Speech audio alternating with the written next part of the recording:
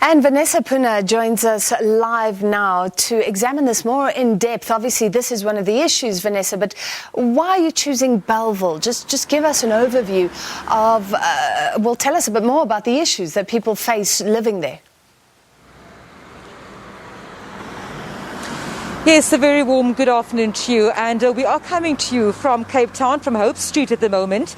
It's also an area where homeless people have been settling for quite a while. In the previous package that you've just played out, we focused on the issues around Pain City. That site came on board last year during the state of disaster. It was a safe space by the city of Cape Town.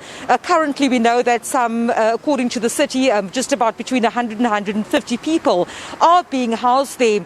And some of the issues that have been highlighted in that package there by some of the activists, as well as one resident who spoke to us on that condition of anonymity, is the fact that according to them, the site is not managed properly. They've made allegations that the service provider does not have the necessary skills and history and background dealing with homeless and vulnerable people. We've given the opportunity to the managing director to speak to us. He would not speak to us on camera. We've written a letter to their attorneys. That was yesterday via email. And at this point, I'm still waiting a response from the attorneys on that matter.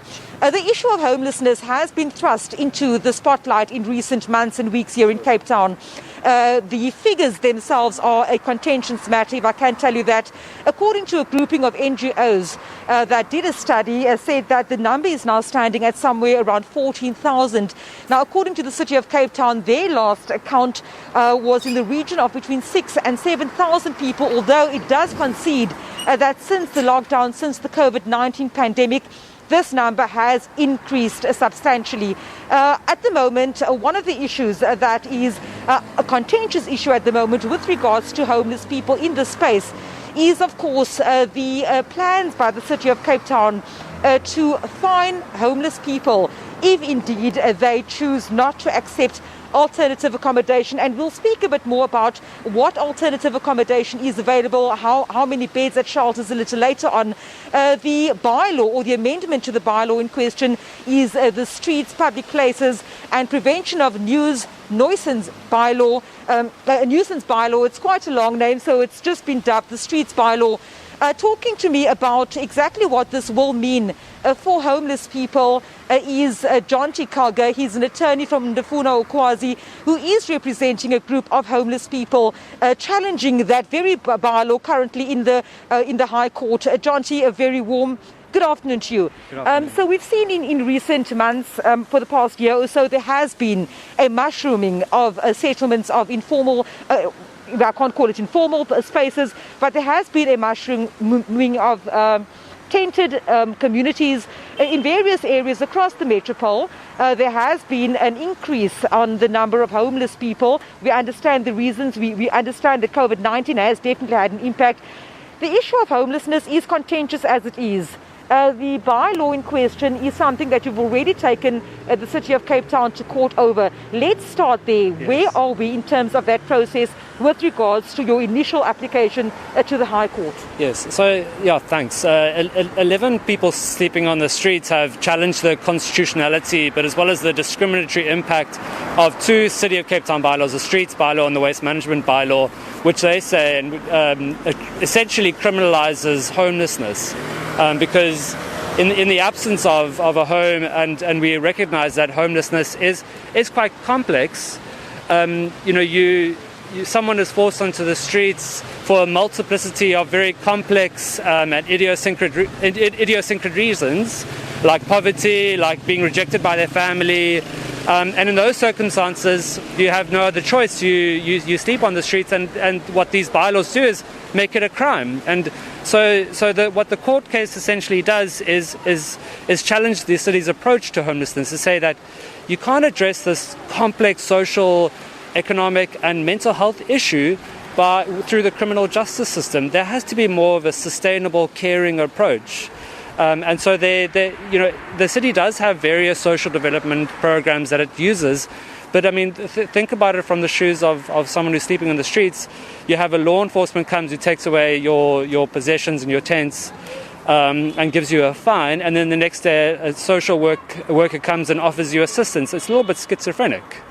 So while this matter is in the court still, as I understand, there's also now an amendment to this bylaw. What impact will this amendment have, not forsaking the actual bylaw itself, on homeless people? The amendment to the bylaw is deeply worrying. We thought that the old bylaw was quite harsh and unconstitutional in that it infringed a number of constitutional rights. What the city has basically done is double down on its police measures. It's basically saying that they want the power to arrest, they want the power to take possessions without a warrant, they want the power to evict without a court order. I mean, all of these things are obviously very, very concerning and worrying for someone who is forced to sleep on the streets. And so we do have instructions to challenge that bylaw as well, and we will be bringing an interdict to make sure that the amended bylaws don't see the light of day. So if I understand it correctly, Jonty, if homeless people, are not going to take up an alternative position, they could be fined. Let's talk now then about space. I've done inquiries with, for example, the Western Cape Department of Social Development. Their response to us is at this stage that they are subsidising some 2,499 to be exact. I think that was the figure that was quoted to us in terms of beds at shelters that they are subsidising. We know that there are safe spaces created by the City of Cape Town. At an estimate, let's say that there are just the 6,000 or 7,000 homeless people living on the streets of Cape Town at the moment. Yes. That in itself then, would the bed spaces be sufficient? And are shelters always the answer to the number of people living on the street? Are homeless? Variety of reasons, challenges with drug addiction, for example, challenges with families. Not everybody is chronically homeless. So talk to us a bit about the contention you have around the numbers of spaces or where homeless people can be accommodated, and also then the impact of this bylaw on that. Yeah, I mean, even on the city's numbers, it's illogical. You can't make something a crime. You can't make sleeping on the streets a crime if there's more demand for shelter than there is supply. But I mean, I think that the issues run deeper. I think even on itself, it's unconstitutional, unfair, and unjustifiable to criminalize someone who sleeps on the streets. And again, we're talking about an approach. Is it really humane? Is it really sustainable to use the criminal justice system to tackle this very complex issue? And even if there are social development programs, even if there are shelters available, it's a complex issue. Someone sleeps on the streets for many reasons, and you can't have this schizophrenic law enforcement and social work approach. It just doesn't make logical sense. Will this matter end up in the Constitutional Court? We'll see. We'll take one step at a time. But yeah, it is a very contentious issue. It's a very necessary issue to deal with through the courts, but also as a society as a whole. One of the reasons why we've brought not just a High Court matter, but an Equality Court matter, is because homelessness itself is it's an equality issue. It's someone feels ashamed, is stigmatized to be homeless, and then to be made to feel like they're a criminal as well is just, it reflects what is a deep-seated social stereotype of homeless people or street people as deviants, as unwanted, as unlawful. And all of this stems from our colonial past through vagrancy and the Group Areas Act, where public space was regulated heavily on a racial basis. Cogger, thank you so much for speaking to me. An attorney with Ndifuna Ukwazi Law Clinic at the moment, telling us that one step at a time they are going to be challenging the streets bylaw, if I can call it that, as a shortened version. Not at this point talking about any further court action, saying that it's a schizophrenic approach by the City of Cape Town. Let me bring in here the City of Cape Town's mayoral committee member for community services and health to speak to us, Councillor Zahid Badroodien. Councillor, good afternoon to you. Let us start with the first issue that we're dealing with now, and it's about the streets bylaw. Councillor, earlier this week I spoke to you in preparation for a package we played out earlier on the issue of Paint City, and we'll get to that in a short while. The city is being described as being schizophrenic, according to Ndifuna Ukwazi. The city has also been described as criminalizing the homeless with bylaws. You have told me before that this municipality does so much more than others. Let us start with what exactly the City of Cape Town has been doing for homeless people in the space that you say renders what the activists are saying null and void. I think it's important perhaps to state that in terms of welfare services, again, it's a constitutional mandate of the provincial government and national DSD. But the city, again, as you've mentioned, has a number of services in place for homeless individuals.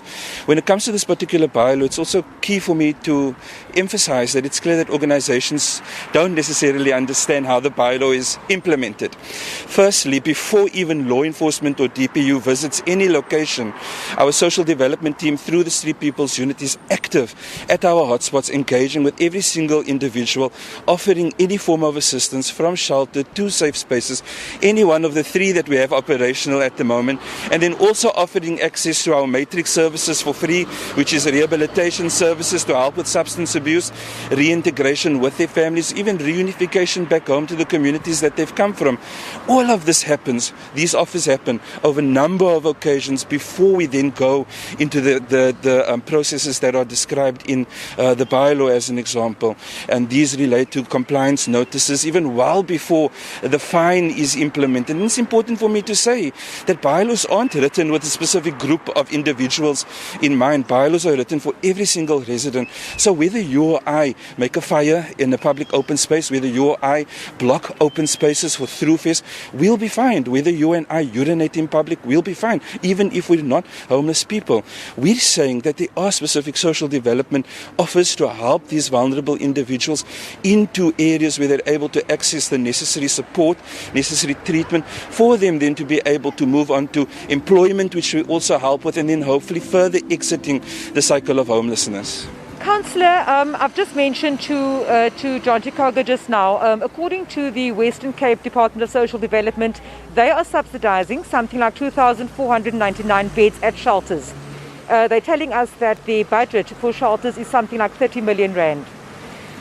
Your estimates, or the last estimate that you've done with regards to homeless people in Cape Town, ranging between 6,000 and 7,000, you've conceded that this number would have increased. 2,499 beds, 7,000 people, not even the 14,000 that's quoted by the NGOs who say they've done their study. How does one marry that? If 6,000 or 7,000 people can't find spaces at 2,499 spaces, the rest, what happens to them?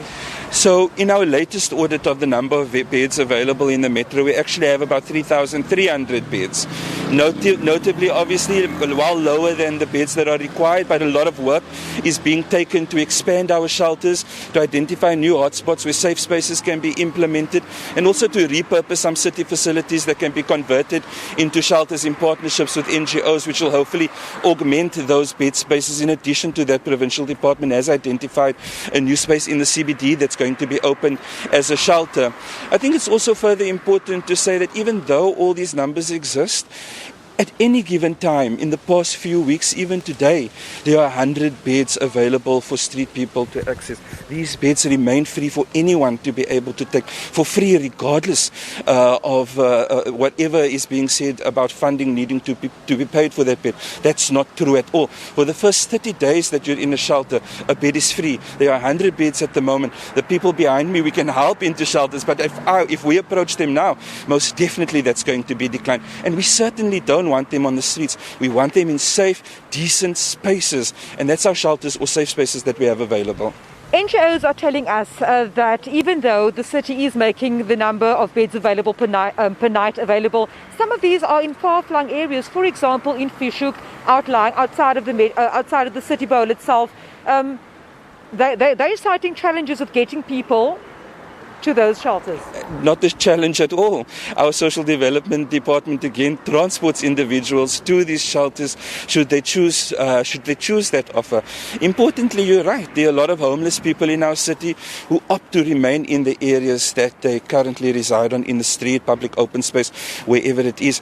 Often it's not possible to accommodate them in a shelter in that area. It may be full, or they may not want to go to that area. But I can say with certainty that if they choose to go to a shelter in a neighboring community, that transport is available. If we call our street people team now, they'll be here to assist these individuals to enter into our personal development program system, where they help them into rehabilitation, reintegration and employment, and whatever other services are required. I think there's been a disconnect between what the city's offer is in terms of social development and also the realities that the city is able to deliver in terms of housing and in terms of shelters together with partnerships, and then also in terms of what other NGOs and organizations want the city to do. Often there's this expectation well above beyond what is reasonable for a city, a local government to manage and to deliver in particular communities. It's unreasonable for a local government to do so, considering the various priorities. But again, we're the only local government in the entire country that sets aside 30 million rand in grant in AIDS, that set aside 1 million rand for winter readiness program to expand bed shelters in the winter, that sets aside money for an entire dedicated street people unit. You show me where that's being done in any other city in this country. We'll show you how it's done properly here. And if we're able to work with organizations in a trusting way, I promise you we'll be able to decrease the numbers. But as long as we're antagonistic towards each other, while one promotes a certain agenda to destabilize the city in terms of its ability to enforce a bylaw to keep our cities stable and clean, we're not going to make progress. But the city will continue to work with organizations willing to work with us, and we'll continue to make funding available for organizations to do their work so that we can decrease the number of people on our streets. Councillor, let's finish up with the issue of Paint City.